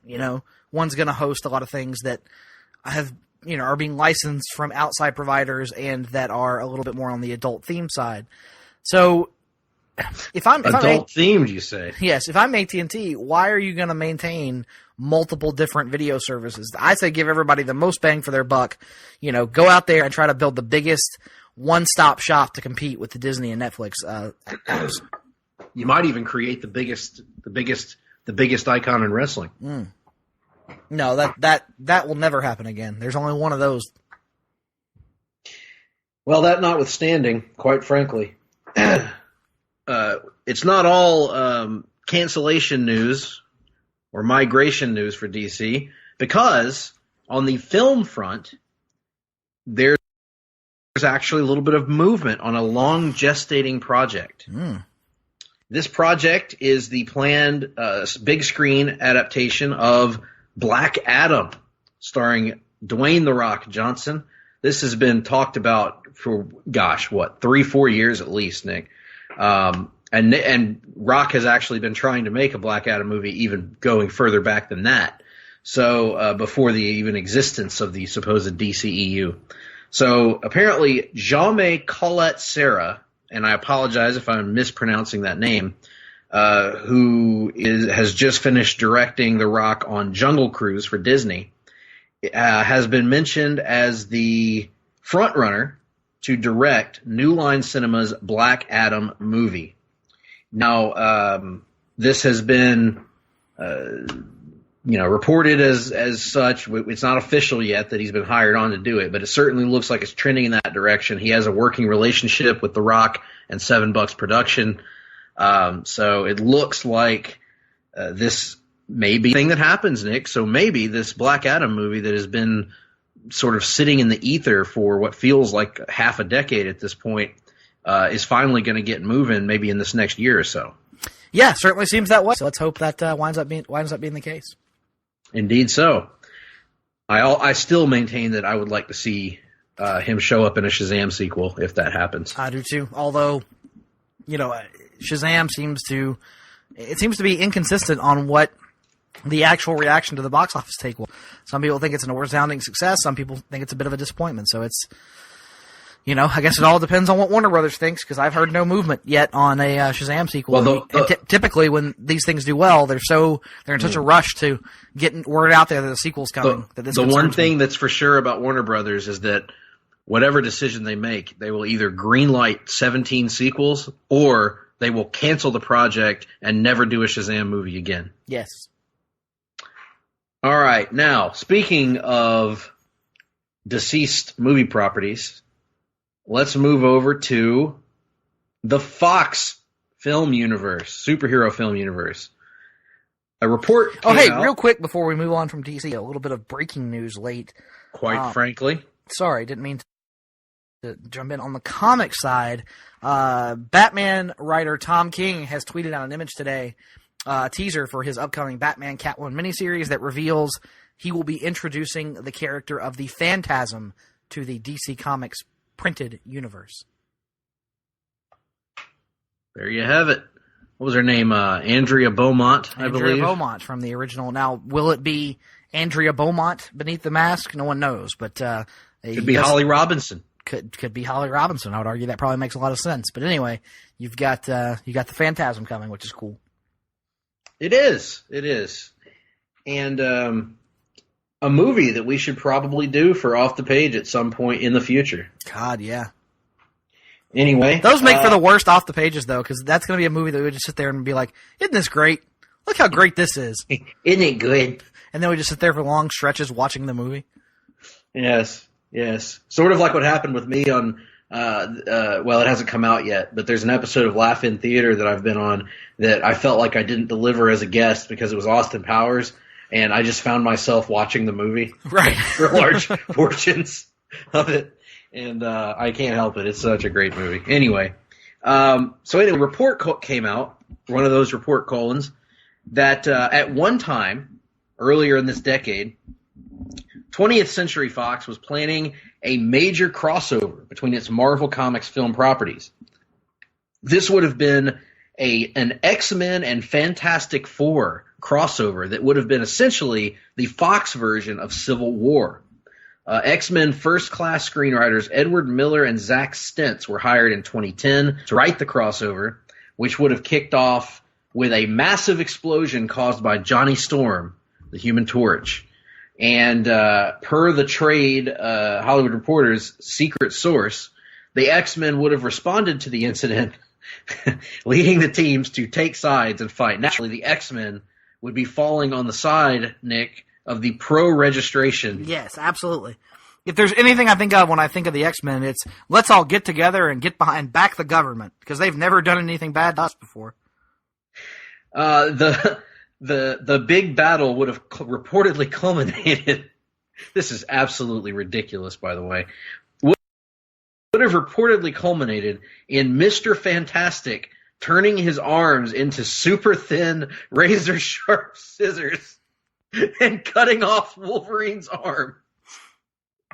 After that, the team would have settled their differences after Wolverine's arm grows back, I guess, in preparation for a team-up movie where they fight off a Skrull invasion. Oh, good Lord. Apparently Daredevil was also going to be involved in it. Yes. And all the properties that Fox had the rights to. Paul Greengrass was named as a possible director. Good Lord. Presumably he looked at the script and said, absolutely not. Seinfeld gif. Oh, God. This sounds awful. It almost sounds too awful to be true, but oftentimes those things that sound too awful to be true wind up being true, so who knows what to make of it. Let's just all be glad that our new mouse-eared overlords have control of the X-Men, and things are where they should be. I don't know about all that, but the one thing that I can say is I am certainly glad that we did not get Hula Hoop Havoc versus Sue Richards in a fight or anything. That would have been too much for me. Or Mr. Fantastic versus Wolverine in a climactic action sequence. Or Mr. Fantastic versus Darwin. Oh, God. I don't know. That X-Men First Class is very important, Greg, which makes it good, apparently. Wait just a moment here. How important was Blade, do you think? It was pretty damn important. Yeah. Yep. Suicide Squad made a bunch of money, so doesn't that make it important and thus good? That's not good, Beavis. Where are we at now? Oh, yes. This is one I wanted to talk about. Speaking of the X-Men. Speaking of your beloved Disney overlords, the X-Men animated cast and writers are pushing Disney. Triple H is reading this rundown story, apparently. To bring back X-Men the animated series in some form. They are hoping, the creators of the series are hoping to meet with Disney executives about the potential for reviving the show. Oh my God. The cast recently got back together for the first time in ages. Why not do this if you're Disney? I mean, this could take many forms, Nick. This could be an animated movie, a series of animated movies. This could be a TV series on the streaming service. It would not require a huge budget because let's face it, the animation style is what it is. It wouldn't take a gigantic budget. It wouldn't take that much time and effort, I don't think. Why not? Why not try this? Why not give it a shot? I think that there's a market for this particular take on the X-Men, which was the most popular and most widely experienced take on the characters. And so it would undoubtedly raise the profile of the back catalog of the original episodes on your new streaming service that you're trying to drive people to. So on multiple fronts, it's going to raise the profile of something in your library that you could. That's another way for you to monetize this, and it's a relatively, as you said, a relatively cheap form of original content for this new streaming service, and you're going to be in the content game, competing with other platforms and providers to provide the largest library for your viewers to choose from. So, assuming that the old X-Men show is going to be available on there, so. Yeah, I mean they have the rights to it at this point, so I would assume it is. But even if it's not, throw it up on there. I mean, why not? Right, and the other aspect of this is if you're worried about branding concerns, if you're worried about, well, we don't want kids to get confused and think this is our, they get their X-Men teams confused, just brand it as X-Men 92 like they did in the comics. And just only have it on the streaming service. Don't have it anywhere else. Don't have it on Disney XD or anything like that. Keep it exclusive to the streaming service. Make it so that anyone who wants to watch this is going to have to go out and see and search it out, which is pretty common in today's landscape. I mean, I don't really see any drawbacks to doing this other than the only way I could see it is like, maybe hand-drawn animation because it's so rare these days is, a little bit more expensive than it used to be. But the animation for that show wasn't exactly overly detailed, so just do it. Do it, damn it. Do it because we want it. That's right. And with that being said, there's one more item we have to get to here. And this is the release and unveiling at E3, the Gaming Expo, which took place this past weekend. The unveiling of the first official Marvel Avengers game since Ultimate Alliance 2, I believe. Well, Ultimate Alliance 3 will be be out in the next month. So, but certainly there's been a huge gap in Avengers games in the last 10 years, and really Marvel games. Just Spider-Man was the first major Marvel game in what felt like forever, outside of some dabbles here and there that didn't really work out. Spider-Man got a huge reception, and this is the Marvel's Avengers game from Square Enix, which will be available first as a beta on the PS4. This will drop in 2020, May 15th, 2020. They released the first trailer, and I know some that are excited about it, but it has not gotten great reviews online. It's very divisive. I think that's fair to say.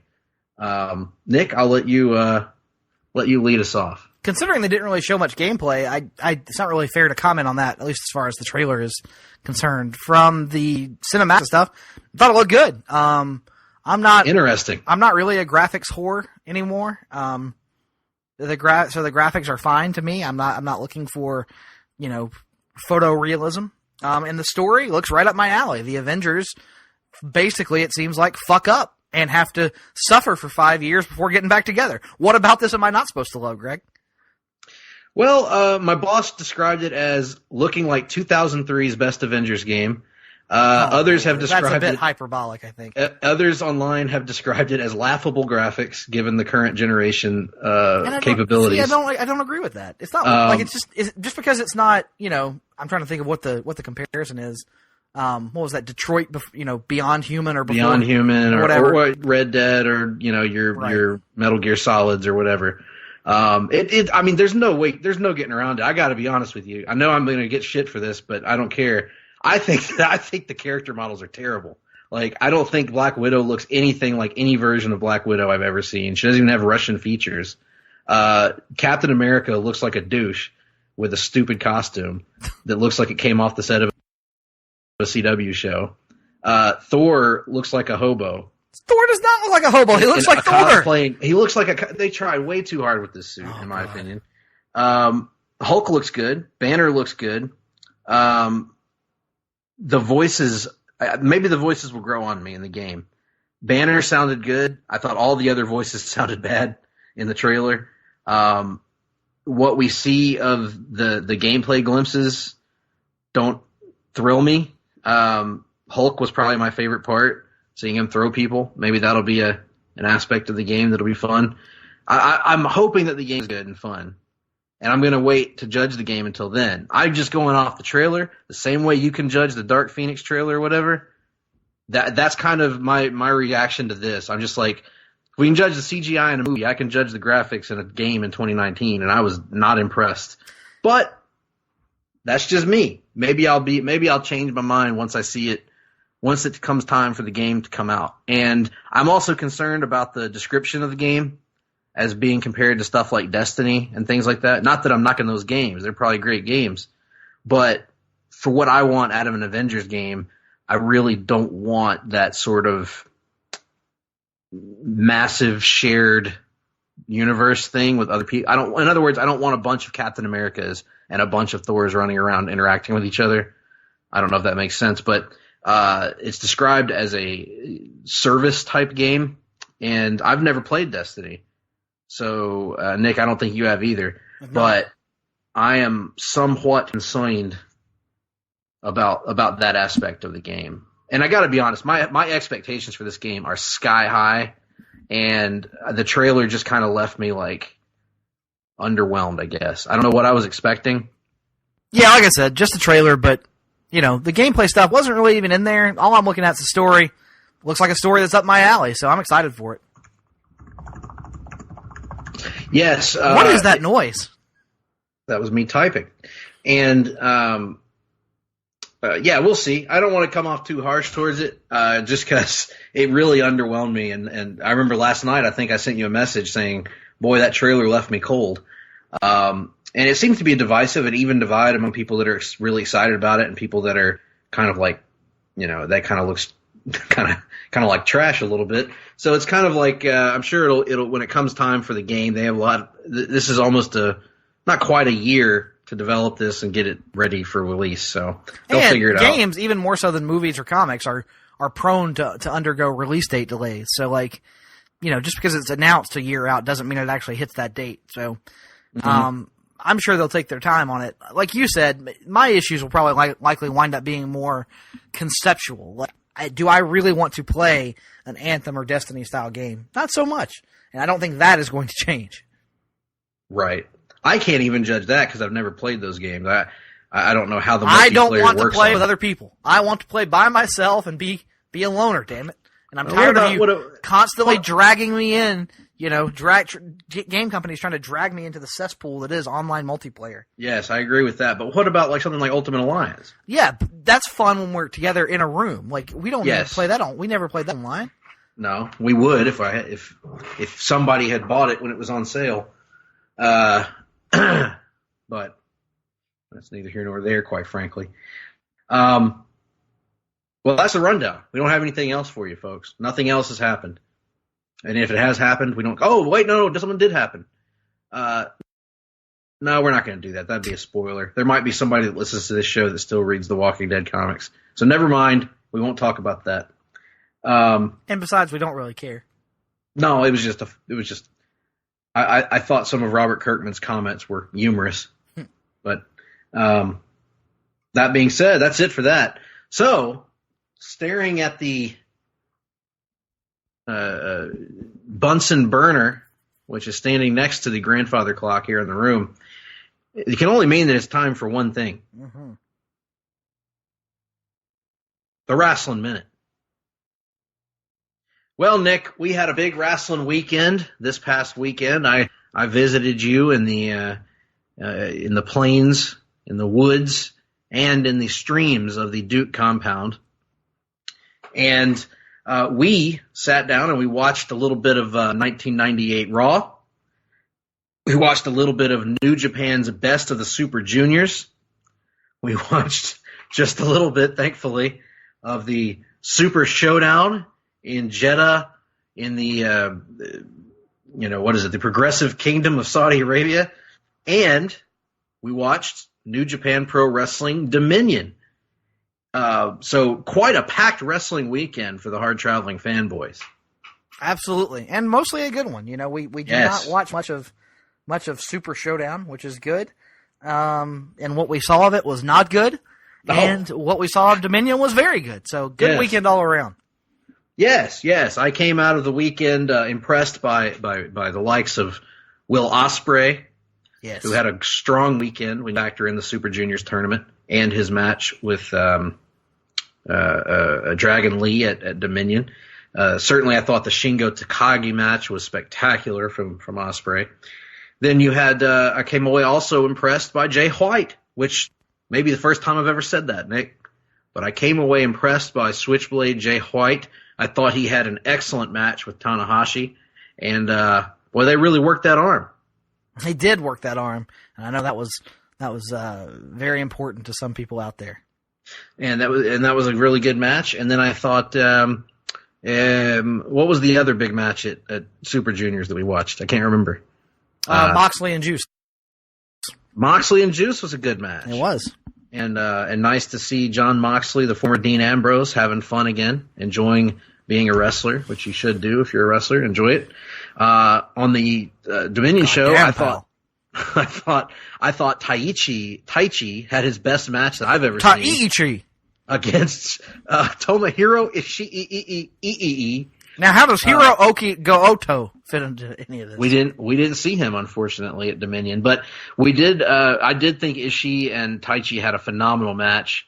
Ishii is just a monster, man. I love watching that guy, and I also love watching Taichi's manager. Oh, she's terrific. Miho Abe. Yes, and and other than that, I thought the other two singles title matches were great. Three, I guess. Ospreay and Dragon Lee, which we already talked about.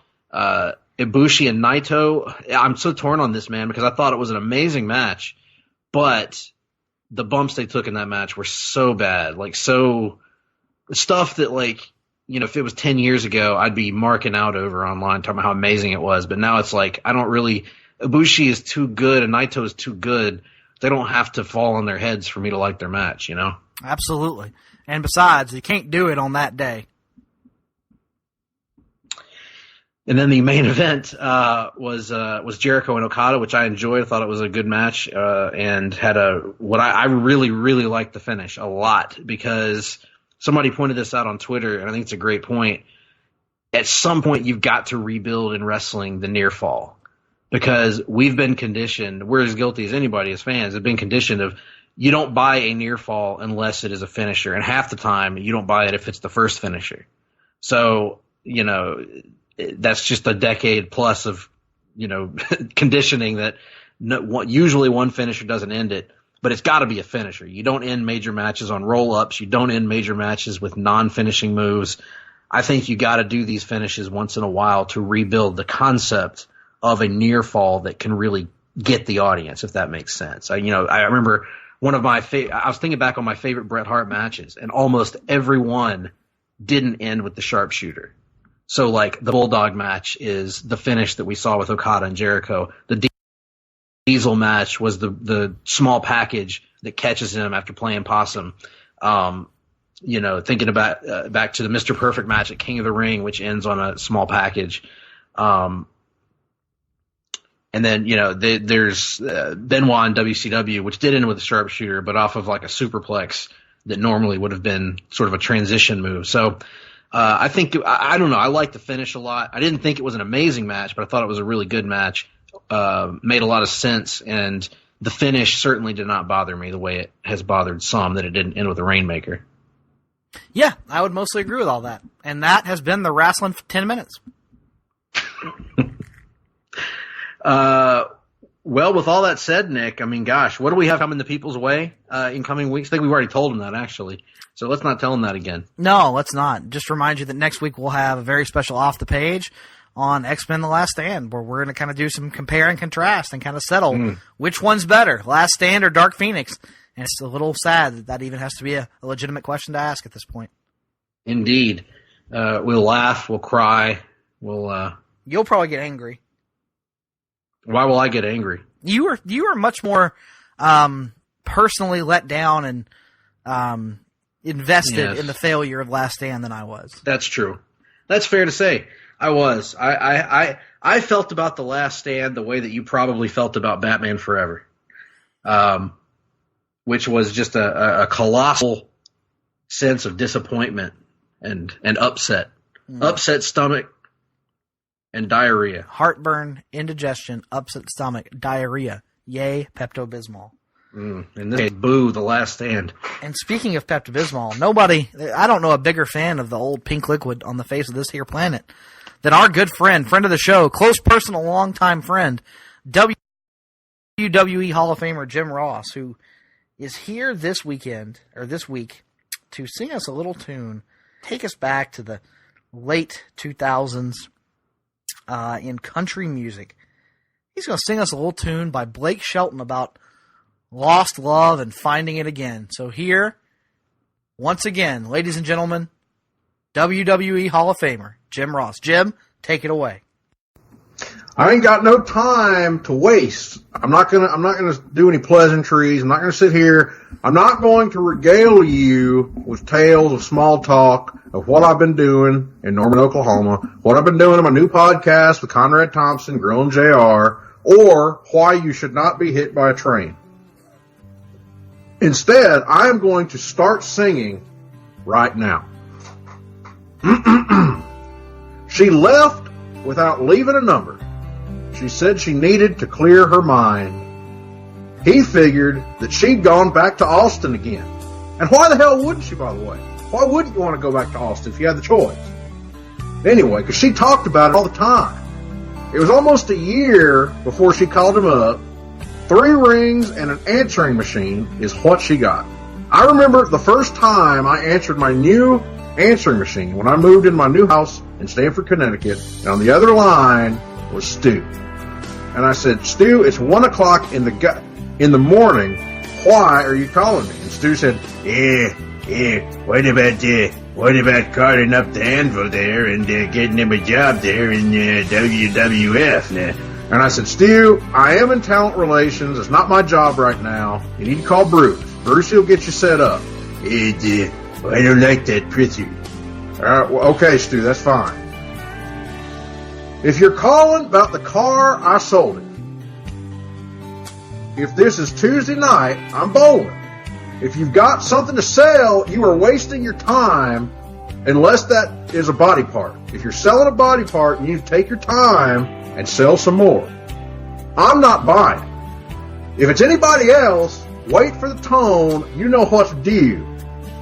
And P.S., if this is Austin, I still love her. Anyway, the telephone fell to the counter. She heard, but she couldn't believe. What kind of man would hang on that long? What kind of love must that be? She waited 3 days, and then she tried again. She didn't know what she'd say, but she heard 3 rings, which, by the way, to this point in time, I don't believe any human being has 3 Hall of Fame rings. But I would suggest that if anyone's going to do that, it's going to be the Heartbreak Kid, Shawn Michaels. Friday night, I'm at the ball game. And first thing Saturday, if it don't rain, I'm headed out to the lake and I'll be gone all weekend long. But I'll call you back when I get home on Sunday afternoon. Oh, and P.S., if this is Austin, goddamn, I still love you. Well, this time, she left her number, but not another word. When she waited by the phone on Sunday evening, and this is what he heard. He heard now. He is me. That's what I'm getting at here. Anyway, this is what I hear. This is what he heard. If you're calling about my heart, it's still yours, you son of a bitch. I should have listened to it a little bit more. Then it wouldn't have taken me so long to know where I belong, stomping a mud hole in your ass. By the way, boy, this is no machine you're talking to. Can't you tell this is Austin? And goddamn it, I still love you too. Actually, I don't love nobody because you're a piece of trash.